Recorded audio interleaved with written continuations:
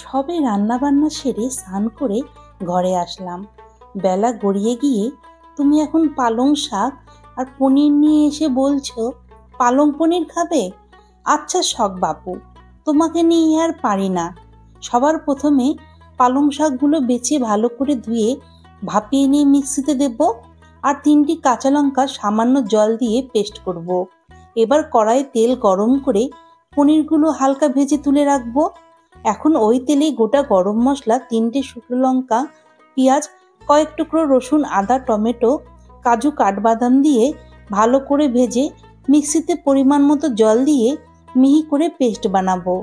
এখন আরেকটু তেল দিয়ে জিরে, দারচিনি, এলাচ ফোড়ন দিয়ে কুচানো পেঁয়াজ হালকা ভেজে দিয়ে দেব কাজু, কাঠবাদামের পেস্ট আর পালং শাকের পেস্ট।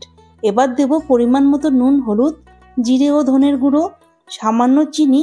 এখন সব কিছু খুব ভালো করে মিশিয়ে কষিয়ে নেব। এখন মশলা থেকে তেল ছাড়লে মিক্সির বাটি ধোয়া জল ভেজে রাখা পনির দিয়ে ফুটিয়ে নিলেই আমাদের পালং পনির একদম রেডি। এই নাও তোমার পালং পনির, দেখো তো কেমন হয়েছে। টাটা।